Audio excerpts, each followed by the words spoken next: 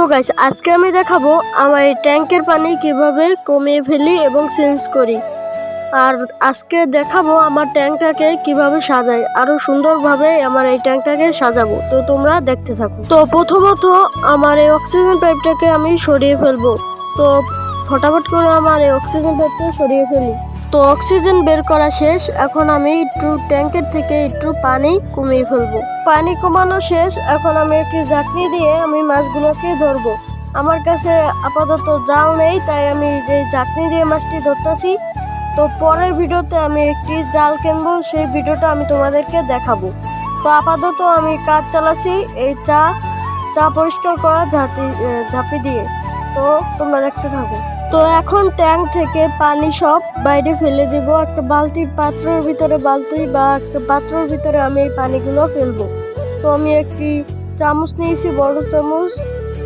আমি সেই বড় চামচটা দিয়ে পানিটা ফেলাই। তো দেখতেই পাচ্ছো আমি ট্যাঙ্কটাকে ধুয়ে মুছে পরিষ্কার করে তারপর আমি আবার এই নিচে ধুয়েছি। তো আমার ভুলবশত আমার এক সাইড আমার ক্যামেরায় বসে নাই, তো তোমরা মেলে দেখে নিও। তো তোমরা কিছু মনে করো না। আর এখন আমি এর ভিতরে পাথর ঢালবো।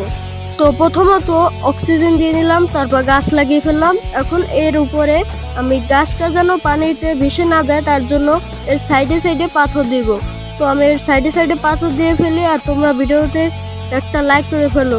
আর তোমাদের কাছে যদি আমার এই ভিডিওটি অনেক ভালো লেগে থাকে তাহলে একটি লাইক করো। আর আমার অনেক ভয়েস দিতে অনেক কষ্ট হচ্ছে, কারণ আমার ঠান্ডা লেগেছে, তাই আমার ভয়েসটা দিতে অনেক কষ্ট হচ্ছে।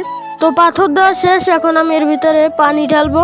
তো দেখতে পাচ্ছ আমি এখানে অনেক ভালো পানি, সাপ্লাই পানি আমি ঢালতেছি। তো এখানে পানি ঢেলে ফেললাম, এর উপরের সাইডটা যেন বেয়ে না পড়ে যায়। তো সেরকম ভাবে আমি সেই পরিমাণ ভাবে পানি ঢালবো। তো পানি ঢেলে ফেললাম, এখন এর ভিতরে মাছ ঢালা পালা। তো আমরা ফটাফট করে এর ভিতরে মাছটা ঢেলে ফেলি।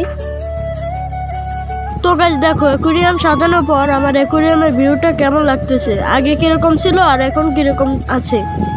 তো গাইস আমাদের ভিডিওটা এই পর্যন্তই। তো তোমাদের কাছে ভালো লাগলে একটি লাইক এবং সাবস্ক্রাইব করে কমেন্টে জানিয়ে যাও তোমাদের কাছে কেমন লেগেছে।